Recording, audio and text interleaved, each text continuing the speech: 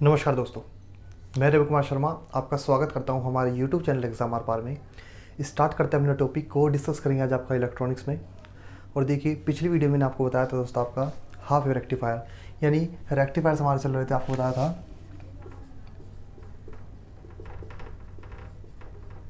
Rectifiers, तो rectifier हमने discuss किया था आपका हाफ वेव रेक्टिफायर के बारे में।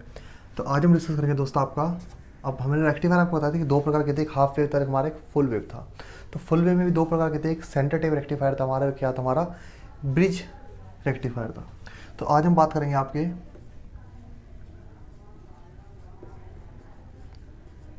सेंटर टेप रेक्टिफायर बोलते हैं इसको आपका ठीक है, सेंटर टेप रेक्टिफायर बोल सकते हैं, या क्या बोलेंगे आपको फुल वेव रेक्टिफायर बोलते हैं दोस्तों। क्या बोलते हैं इसको आपका full wave rectifier.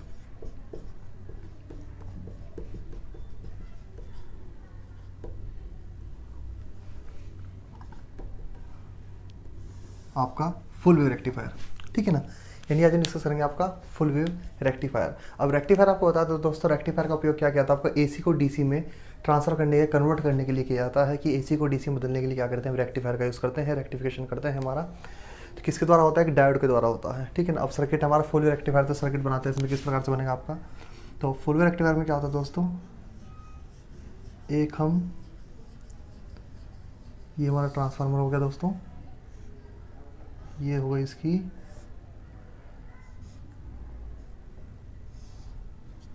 Input, primary winding हो गई हमारी। ये क्या हो गया दोस्तों हमारी, यहाँ पर हो जाएगी हमारी सेकेंडरी वाइंडिंग, और यहाँ पर क्या लग जाएंगे हमारे डायोड। एक डायोड यहाँ पे लगेगा और एक डायोड दोस्तों हमारा इस प्रकार से यहाँ पर लग जाएगा। इसको आपस में कर देते हैं यहाँ से यहाँ तक कनेक्ट। अब देखिए इसमें क्या बोला आपको, सेंटर टेप रेक्टिफायर, ठीक है ना। क्या बोला था हमने, सेंटर टेप रेक्टिफायर। तो जी ये प्राइमरी होती है, ये हमारी प्राइमरी साइड हो जाएगी, ये क्या हो जाएगी हमारी सेकेंडरी हो जाएगी। ये ट्रांसफार्मर की प्राइमरी रहेगी, ये ट्रांसफार्मर है हमारा, इसकी आ जाएगी ये प्राइमरी वाइंडिंग है, और ये क्या है हमारी सेकेंडरी वाइंडिंग है। ये प्राइमरी हो गई, सेकेंडरी हो गई। तो सेकेंडरी में क्या होगा दोस्तों, हमारा बीच में से एक सेंटर टेप, यानी यहाँ का सेंटर से यहाँ पर एक वायर निकलेगा हमारा यहाँ पर, ये जिस पे क्या कनेक्ट होगा हमारा लोड रेजिस्टेंस, यानी क्या हो गया आरएल क्या रहता है दोस्तों, कनेक्ट कर देते हैं, ठीक है ना। आरएल क्या कर दिया, हमने इसको कनेक्ट कर दिया प्लस, यानी यहाँ से क्या मिलेगा हमें, आउटपुट मिलेगा। यानी क्या हमारे लोड रेजिस्टेंस इसके अक्रॉस क्या मिलेगा हमें, आपको आउटपुट लोड लगा सकते हैं, आपको लोड यहाँ पर मिल जाएगा। ये डायोड फर्स्ट हो गया हमारा, इसको लिख सकता हूँ मैं D1, इसको लिख सकते हैं आपका D2। ये क्या होगा आपका डायोड 2 हो गया। अब इसमें आपको पता भाई ये पी टाइप होता है इधर, ये क्या होता है एन टाइप होता है, इसी प्रकार से पी इधर, और ये क्या हो गया हमारा एन जंक्शन डायोड लगा हुआ है हमारा। तो centre tap rectifier, full wave rectifier में क्या होता है दोस्तों, डायोड की संख्या सबसे पहले पूछी जाती है, डायोड की संख्या क्या होती है। तो डायोड की संख्या क्या होती है, इसमें 2 होती है, आपको याद रखना है। यानी डायोड की संख्या क्या हो जाएगी आपकी, दो डायोड की संख्या होती है इसमें। आपके ट्रांसफार्मर जो होता है इसका क्या होता है हमारा प्राइमरी, जो सेकेंडरी होती है इसकी सेकेंडरी क्या करते हैं, मध्य भाग से सेंटर टेप निकालते हैं, सेंटर सिरा मध्य सिरा से निकाल देते हैं, जिससे क्या कनेक्ट करते हैं, यहाँ पर क्या बनाता है हमारा लोड होता है, जिससे आरएल लोड रेजिस्टेंस यानी लोड कनेक्ट करते हैं आप, ठीक है ना। तो इधर हमारा इनपुट हो गया, और यहाँ पर क्या मिल जाएगा हमें, आउटपुट मिल जाएगा। सेंटर टेप रेक्टिफायर या फुल वेव रेक्टिफायर इसको हम बोलते हैं, क्योंकि सेंटर टेप का मतलब है जो ट्रांसफार्मर की सेकेंडरी वाइंडिंग है उसके सेंटर से क्या निकालते हैं, एक बार सिरा निकाल देते हैं, जिसको हम बोलते हैं सेंटर टेप, ठीक है ना। अब सेंटर टेप ट्रांसफार्मर देखिए क्या होता है दोस्तों, हमारा ट्रांसफार्मर की बात करूँ इसमें, तो जो टर्न रेशियो इसका क्या होता है हमारा, ये होता है NP/NS, यानी number of primary turns. NP क्या होगा, number of primary turns, NS क्या होगा, नंबर ऑफ सेकेंडरी टर्न, की सेकेंडरी में कितने टर्न्स हैं हमारे, इज इक्वल टू VP/VS, यानी प्राइमरी वोल्टेज कितनी है, इनपुट वोल्टेज बोल सकते हैं, primary voltage upon secondary voltage, ठीक है ना। और इसका जो टर्न रेशियो है हमारा, टर्न रेशियो कितना होता है दोस्तों, 1:2, क्योंकि यहाँ पर देखिए यहाँ पर क्या है हमारा, ये इनपुट है हमारी, ये पूरी वाइंडिंग है, सेंटर टाइप वाइंडिंग की, इसमें क्या करा तो सेकेंडरी को हमने 2 हिस्सों में डिवाइड कर दिया, यानी एक मध्य में से क्या निकाल दिया, वायर निकाल दिया, सेंटर टेप जिसको हम बोलते हैं, क्या बोलते हैं इसको हम सेंटर टेप बोलते हैं। तो ये क्या हो जाएगा 1:2। तो अगर इसके हमें निकालना हो देखिए तो क्या होता है हमारा 1/2, यानी क्या हो जाएगा NP/NS बराबर VP/VS बराबर 1/2 बराबर VP/VS बराबर VP/VS। तो VS निकालना है तो VS कितना आ जाएगा दोस्तों, हमारा VS आ जाएगा हमारा VS2, VP लिख सकता हूँ, इसका क्या लिख सकता हूँ VI, कितना आ जाएगा दोस्तों हमारा कि 2 वी आई, यानी बिकॉज वी पी बराबर क्या होता है हमारा वी आई के होता है। वी पी के किस बराबर हो जाएगा हमारा, ये हमारा जो इनपुट है हमारा वी आई के, तो इसको ये लिख सकता हूँ मैं वी एस बराबर 2 वी हम इसको लिख सकते हैं। तो आपको याद रखना है कि सेंटर टेप ट्रांसफर क्या करते हैं, इसमें यूज़ करते हैं। डायोड की संख्या कितनी होती है, इसमें 2 होती हैं। अब देख लेते हैं इसका भाई आउटपुट, इसकी वर्किंग किस प्रकार से रहेगी, ऑपरेशन किस प्रकार से होगा। देखिए सबसे पहले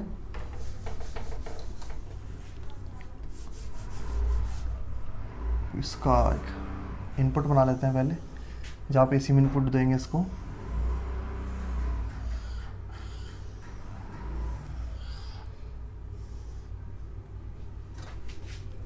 ये हमारा ओमेगा टी, पाई, 2 पाई, 3 पाई और 4 पाई। ये क्या हो गया दोस्तों, हमारा इनपुट है हमारी, यानी क्या वोल्टेज हमारी इनपुट है। ये क्या हो गई हमारी वी एम, और ये क्या हो गई हमारी माइनस में हो जाएगी, ये क्या हो गया माइनस का वी एम। तो ये क्या हो गया दोस्तों, हमारा एसी का इनपुट दे दीजिए, जो आप इसको ट्रांसफार्मर का इनपुट देंगे। और जब ये आउटपुट आपको देगा रेक्टिफायर डीसी में, तो किस प्रकार से देगा वो देख लेते हैं इसमें। अब देखिए इसका आउटपुट किस प्रकार से होगा दोस्तों।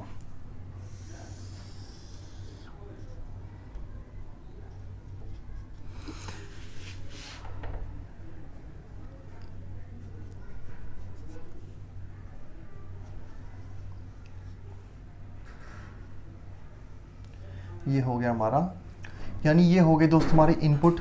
ये हमारी क्या होगी दोस्तों इनपुट, एसी इनपुट के में क्या देंगे आपको, एसी देते हैं, कन्वर्ट क्या करता है रेक्टिफायर हमारा, एसी को डीसी में क्या करता है कन्वर्ट करता है। क्या करता है भाई हमारा, एसी को डीसी में क्या करता है कन्वर्ट करने का कार्य करता है। आप इनपुट इसको इस प्रकार, आपने एसी इनपुट दिया, आप एसी इनपुट दे के देखिए इसमें होगा क्या।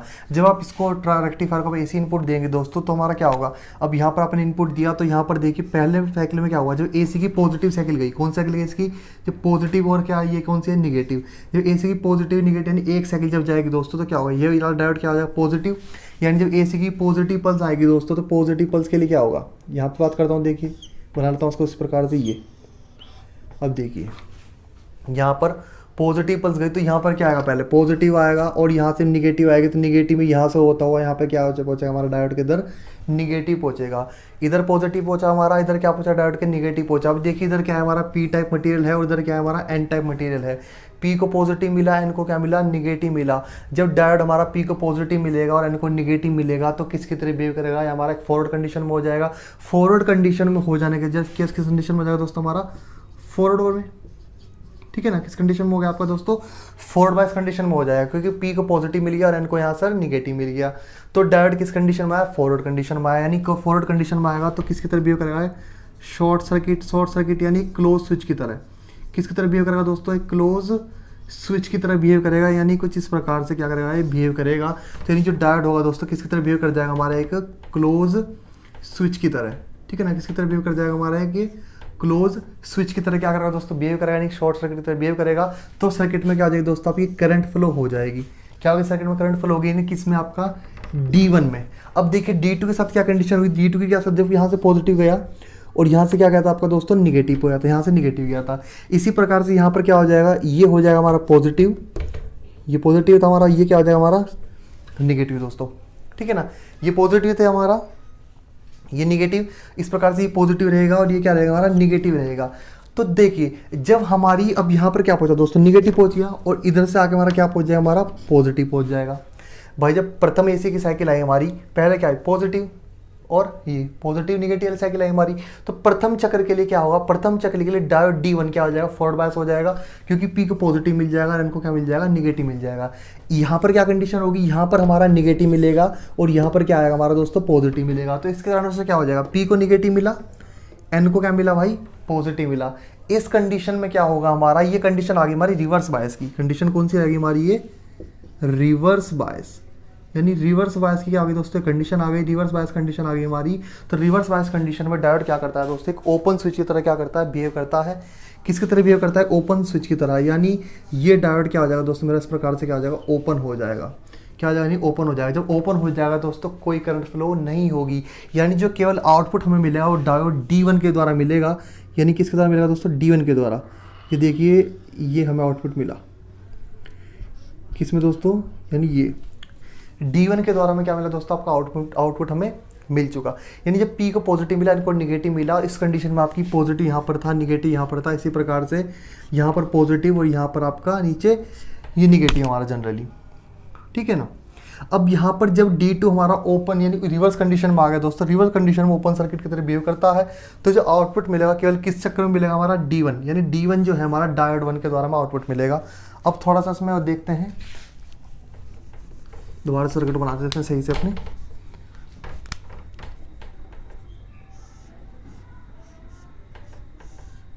ये D1 हो गया, ये क्या हो गया मेरा D2 डायोड, ये दोस्तों हमारा D2। यानी पहली कंडीशन में क्या होगा दोस्तों, ये हमारा पॉजिटिव होगा, ये हमारा क्या होगा यहाँ से निगेटिव होगा, यहाँ पर क्या पहुंचा हमारा, यहाँ पर निगेटिव पहुंचा और यहाँ पर क्या पहुंचा पॉजिटिव पहुंचा। अब देखिए ये तो हमारा 4D कंडीशन होगी डायोड की, यानी पी टाइप होता है या एन टाइप होता है, या ये पी टाइप और ये एन टाइप। तो देखिए भाई जब ये पी है और ये एन है हमारा, तो 4P को पॉजिटिव मिला, इनको निगेटिव मिला, डायोड मेरा आउटपुट देगा।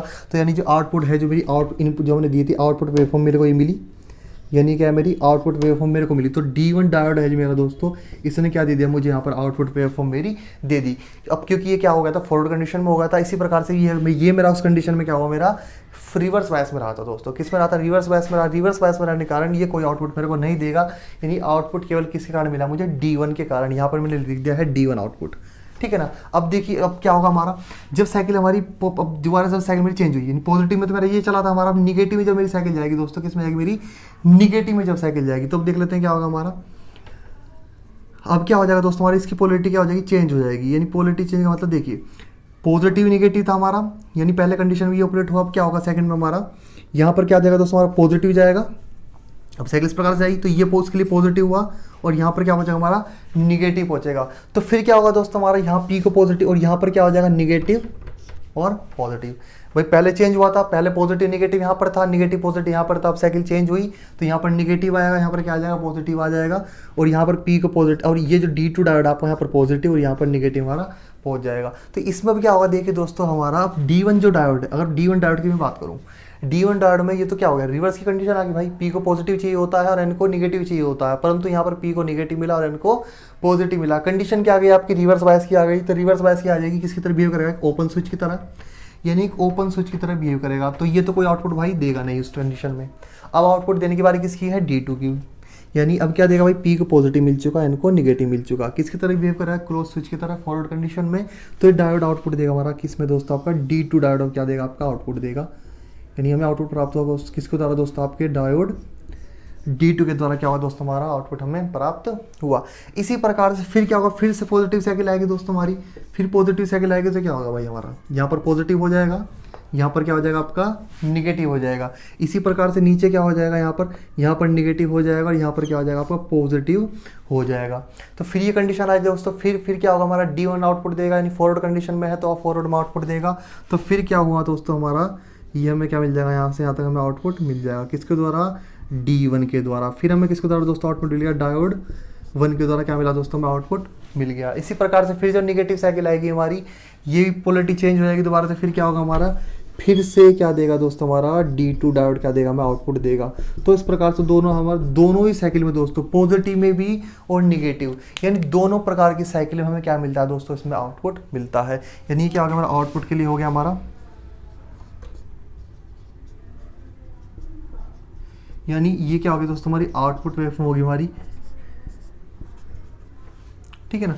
यानी अब देखिए आउटपुट है दोस्तों हमारा किसके फॉर्म में, प्योर डीसी फॉर्म में नहीं है, किसके रूप में है, पल्सेटिंग डीसी यानी रिपल्स के रूप में है। इनको क्या बोलते हैं, आपका रिपल्स बोलते हैं। तो ये आउटपुट है हमारा किसके फॉर्म में, रिपल्स के फॉर्म में है, यानी पल्सेटिंग डीसी के फॉर्म में है। यानी जो फुल वेव रेक्टिफायर आपका होता है या सेंटर टेप आपका जो रेक्टिफायर होता है दोस्तों, इसमें क्या होता है आपका दोनों कंडीशन में, यानी दोनों साइकिल में आपको क्या मिलता है, आउटपुट मिलता है। पॉजिटिव साइकिल में आपका डायोड D1 ऑपरेट होता है और पॉजिटिव और निगेटिव साइकिल में आपका डायोड D2 क्या होता है, ऑपरेट होता है। परंतु हाफ वेव रेक्टिफायर जो था उसमें केवल आपका पॉजिटिव साइकिल में भी क्या मिल रहा था, आपका आउटपुट मिल रहा था। परंतु हाफ फुल वेव रेक्टिफायर में ऐसा कोई नहीं होता है। हाफ फुल वेव रेक्टिफायर में आपके दो डायोड हमने इसलिए लगाए कि प्रथम चक्र के लिए आपका पॉजिटिव अर्ध चक्र के लिए हमारा डायोड D1 आउटपुट दे और निगेटिव चक्र के लिए हमारा डायोड D2 में आउटपुट प्राप्त होता रहे। ठीक है ना। यहाँ पर क्या लगता है, हम लोड कनेक्ट कर सकते हैं, आपका लोड लगा होता है, इसको बोलते हैं RL हमारा, यानी लोड रेजिस्टेंस हो गया हमारा। यहाँ पर क्या लग सकता है, आउटपुट प्राप्त कर सकते हैं। तो ये आपका इनपुट हो गया हमारा, और ये क्या होगा, डायोड का आउटपुट हो गया। इसको आप नोट कर लीजिए, फिर आगे इसमें थोड़ा सा इसकी एफिशिएंसी की बात करते हैं, और इसमें रिफिल फैक्टर क्या होता है फिर उसमें बात करेंगे आगे। अगर आपको समझ में आ गया तो अच्छी बात है, अगर आपको कोई भी प्रॉब्लम है दोस्तों तो आप मेरे को कमेंट सेक्शन में बता सकते हैं। नोट कर लीजिए, फिर आगे देखते हैं।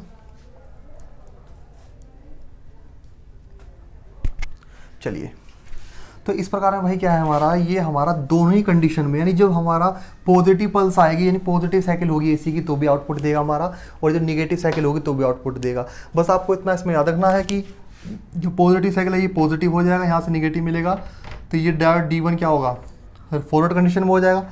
इसी प्रकार से ये क्या, उस टाइम ये कंडीशन में क्या होगा भाई, ये कंडीशन में होगा हमारा यहाँ पर निगेटिव, और यहाँ पर ये क्या होगा भाई हमारा पॉजिटिव रहेगा। तो पहले कंडीशन में आपकी करंट फ्लो हो गई दोस्तों, ठीक है ना। फिर दूसरी कंडीशन में क्या होती है, आपकी करंट फ्लो हो जाती है। यानी डायोड D1 के लिए आउटपुट ये रहा, डायोड D के लिए आउटपुट ये रहा। ये पॉजिटिव में वर्क कर रहा है, पॉजिटिव साइकिल जब मिल रही है, और ये निगेटिव साइकिल में वर्क कर रहा है। तो दोनों ही साइकिल में हमें क्या मिलता है दोस्तों, आउटपुट मिलता है किसके द्वारा, एक फुल वेव रेक्टिफायर के द्वारा, ठीक है ना। चलिए आगे देखते हैं इसमें।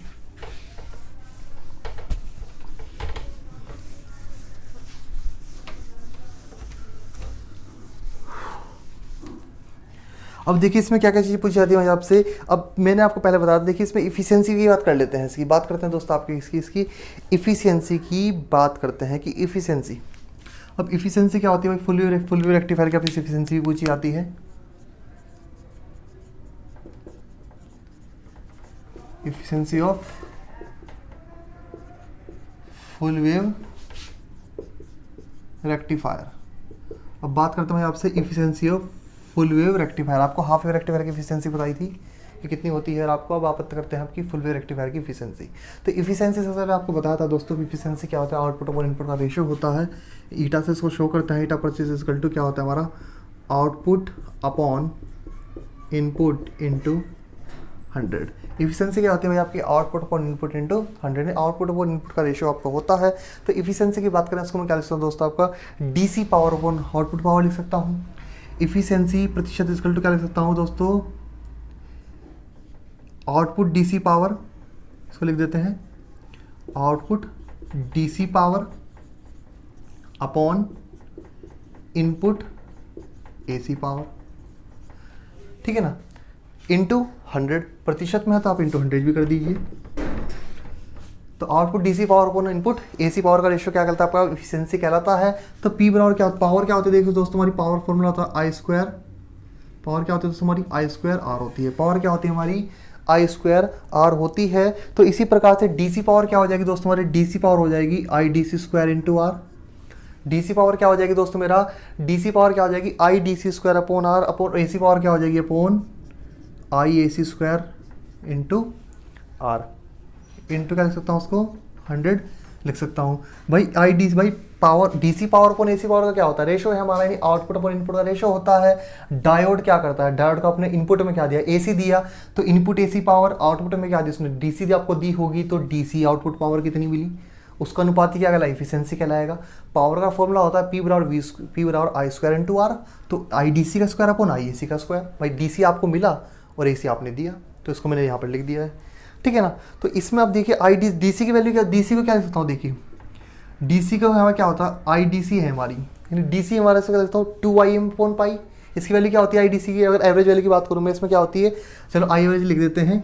I एवरेज बराबर, इसको क्या बताया था मैंने आपको, इसको मैंने आपको बताया था 2Im अपॉन पाई, यानी I एवरेज बराबर क्या हो जाएगा 2Im अपॉन पाई। इसी प्रकार से IRMS बराबर क्या हो जाएगा, यानी AC भाई DC में तो आप एवरेज वैल्यू लेते हैं, तो इसलिए मैंने लिख दिया I एवरेज बराबर 2Im अपॉन पाई।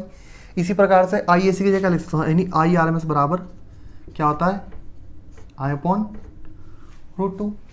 क्या लिख सकता है दोस्तों, IRMS बराबर क्या होता है हमारा, I अपॉन √2 होता है, और I एवरेज बराबर क्या होता है 2Im अपॉन पाई होता है। यानी DC में क्या लेते हैं, एवरेज वैल्यू लेते हैं, ये मैंने लिख दिया I एवरेज बराबर 2Im अपॉन पाई। IAC बराबर IAC में कौन सी वैल्यू लेते हैं, RMS value IRMS upon I upon √2 होता है, ठीक है ना।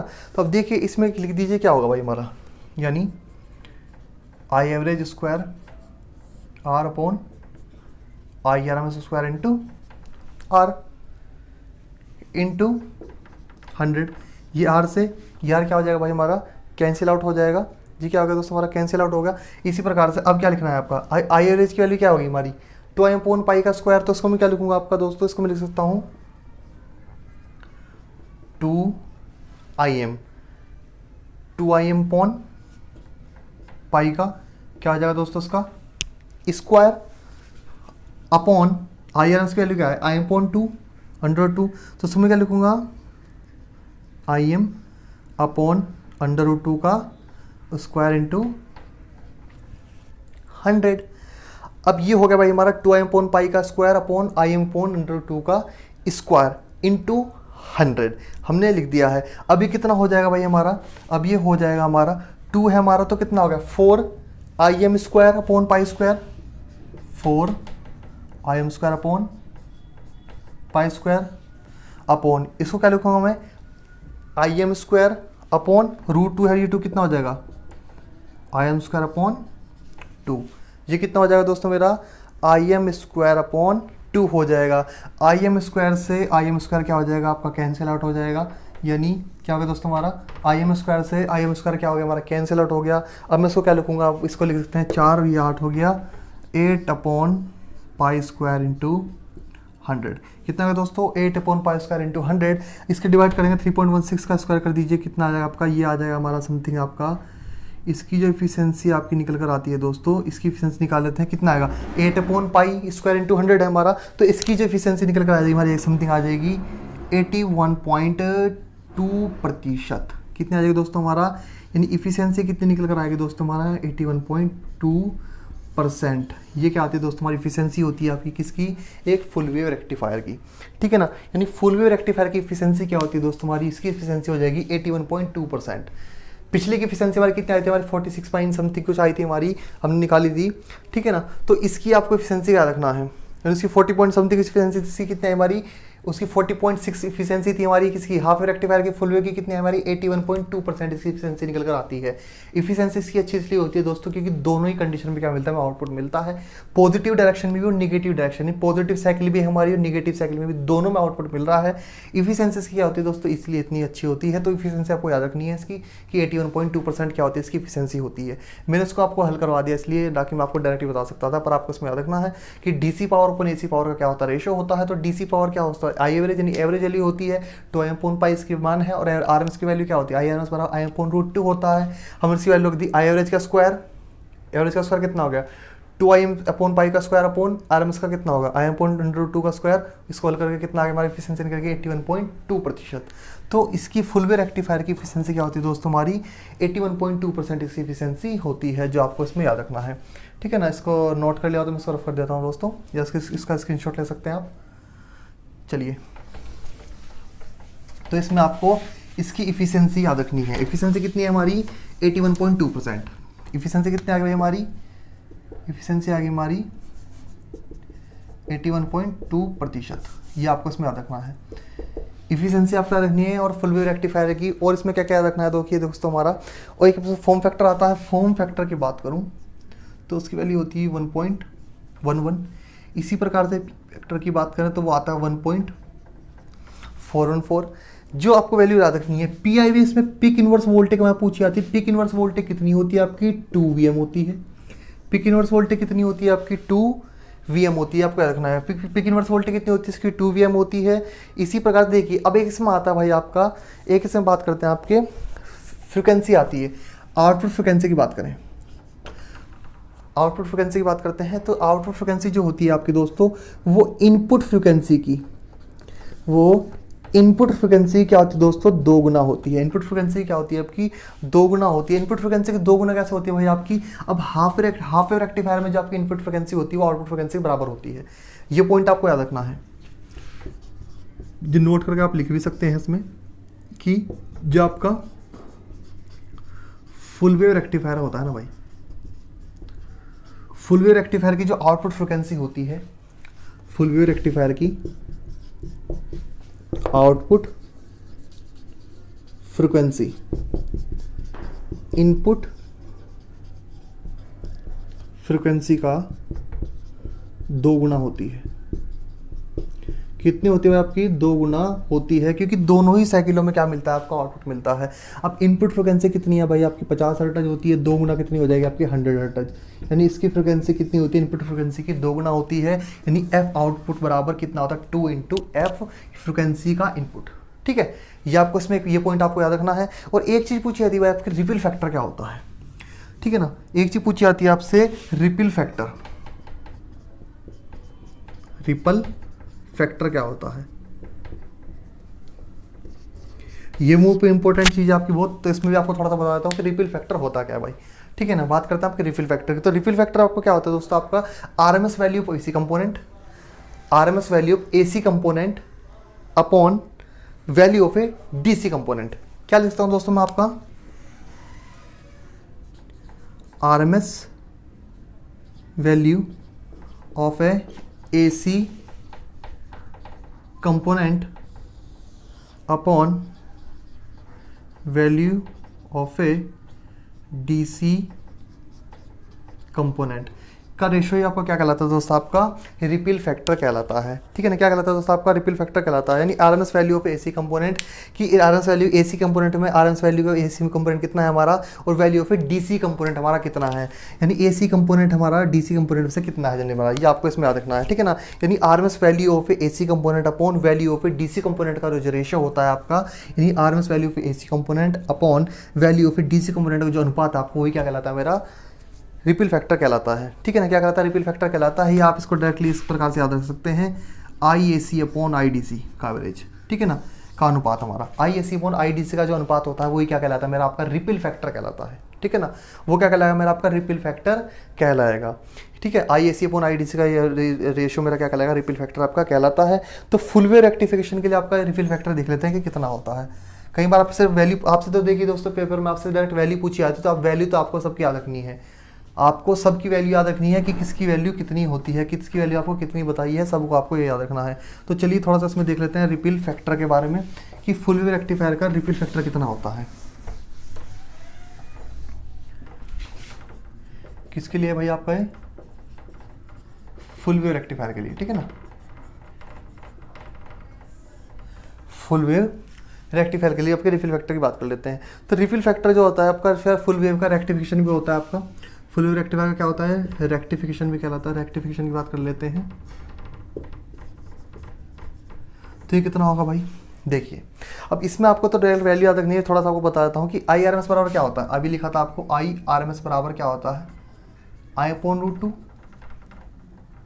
कितना होता है, आई आर एम एस बराबर आई अपॉन रूट 2 होता है। इसी प्रकार से आई डी सी यानी आई एवरेज बराबर कितना होता है, या आई डी सी बात करूँ, आई डी सी बराबर कितना होता है,